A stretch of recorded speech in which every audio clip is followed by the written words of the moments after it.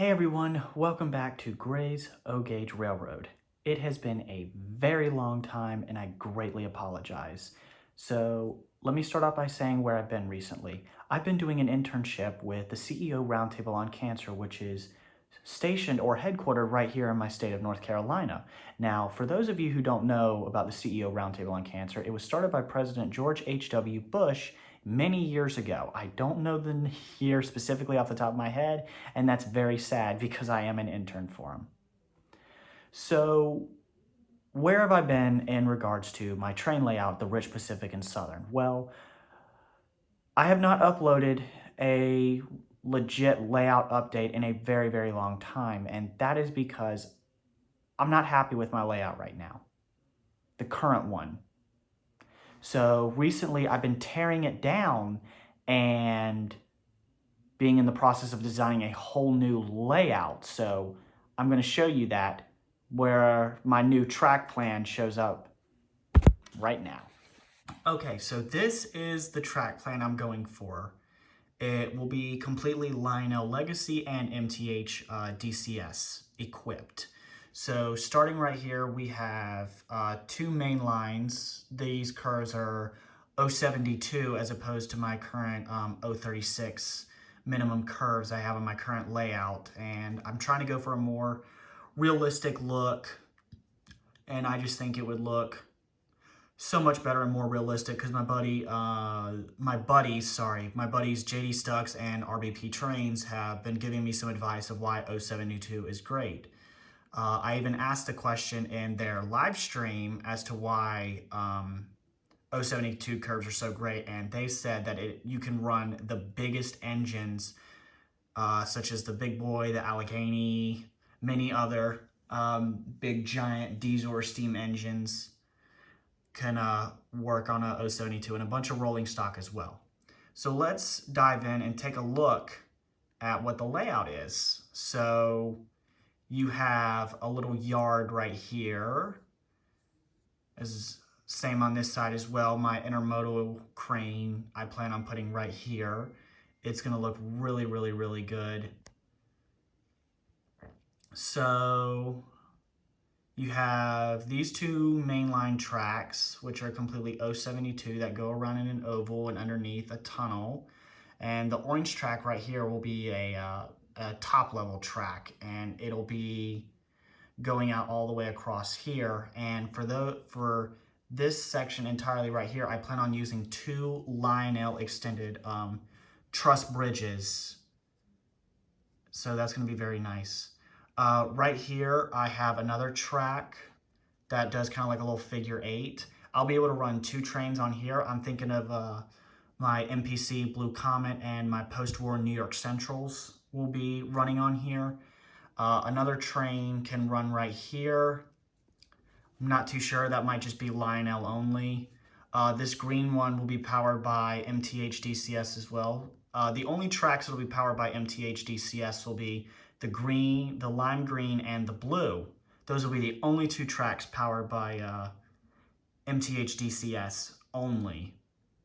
Along with Legacy will also be included as well. It's just, I thought it would be best to kind of be able to run like my BNSFs, my Conrail engine, and a bunch of future MTH engines I plan to get on in the future.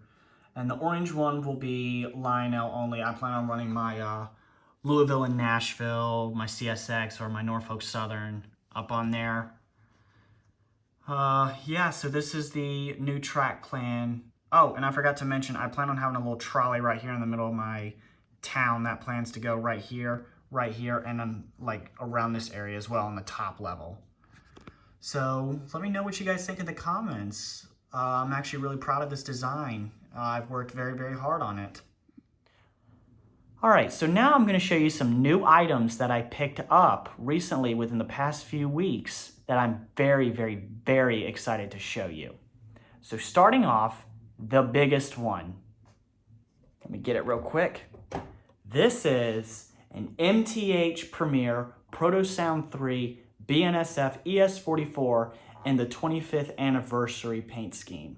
What I love now I bought this engine from the Train Loft, which is where I buy a bunch of my O-gauge trains, because what's so great about it is it is a strict O-gauge only train store. I think it's like one of the largest O-gauge stores, I think, in the South, like true O-scale only. That's what the owner, Jeff, told me. So I'm very excited about this piece. Anyone who knows me knows I love the BNSF engines. I might love them more than Jason loves Norfolk Southern. It's not 100% sure yet, but I really do love this engine. I'm not going to do a full review on it. It's got so many great features. Basically everything you'd expect from a PS3 MTH engine. And there are already so many reviews on it. I'm just very grateful I was able to get my hands on one of these, because if I'm a BNSF fan, I have to have the 25th anniversary unit on my layout. Okay, so starting off, we have this MTH TTX 50-foot high cube boxcar. Now, this is an item I purchased from the train loft with my BNSF engine, and I think it looks absolutely amazing. I'm gonna have 3 of these in the future because I plan on adding 2 of the Atlas Summer 2021 catalog as well. So it's a really nice boxcar. Anyone who knows MTH rolling stock, it's absolutely amazing.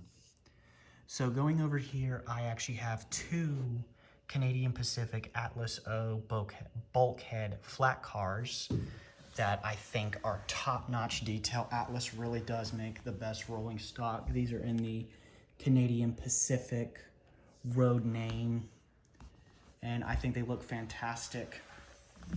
And I also have this Lionel Canadian Pacific steel mill gondola that I picked up for Christmas. Actually, I got that for Christmas. I think it looks awesome. You guys have already seen this Kansas City Southern PS1 boxcar I got. And right here is another steel mill gondola I picked up. This was featured in the Lionel 2021 catalog. This is in the American Steel. I thought it was cool because of the gray, so that's why I picked this up. I got this item for Christmas. I thought it looked really well. And I also got this BNSF Lionel steel mill gondola as well. So pretty cool stuff. You can see I'm on the ground just messing around with the 072 track, and I can already see just how much better it looks as opposed to 036. Now, I will express my frustration with these Lionel steel mill gondolas for a couple reasons. On the box and in the catalog, it said these were 036 minimum curves, and I think that is a lie, because I have 036 and 042 as well as a separate pair, and these always derail. And that's even if I push it or just set it on the track and just lightly push it, it always derails. So I'm gonna say the minimum curve for this item should be 054 and not 036. So if you wanna get one of these and you have 036 curves, I wouldn't spend that kind of money because it'll always derail. So if you have one of these and it keeps derailing, one of 2 options. You can either get a whole new curve or take this back and just get your money back. That's some of my frustration I have with this car, but overall it looks really good. Now I'm also going to go ahead and show off all of my engines I have. I have 20 engines. All of them are stacked up right here. I have a bunch of them. Some of my favorite ones, my favorite legacy one to run obviously is the Kansas City Southern engine. It is a beautiful piece. I've had it for about 2 months now, and I absolutely love it. I am in love with this engine. I think Lionel did a great job on this model. It has all the great legacy features. I also love running my 25th anniversary BNSF unit. That's my favorite MTH engine to run. That and the Conrail. These and my BNSF SD70 ACE is one of my favorites to run as well. So these 3 are the only MTH Protosound 3 engines I own. So all of these are Protosound 3. I do have a Lehigh Valley MTH Protosound 1, so I can't control it with the DCS system. So it is a bit of a bummer, but it's still fun to run around. But overall, I have about 20 engines in my collection, and it's only going to keep growing. But yeah, going over here as well, some of my New York Centrals, my Santa Fe's, my Blue Comet, my Norfolk Southerns, my BNSFs. This was the very first one I ever got in my collection when I was a little kid. I got this from Tom's train station, and I still run it a lot. I love the war bonnet paint scheme on the BNSFs, but I love the swoosh logo the most.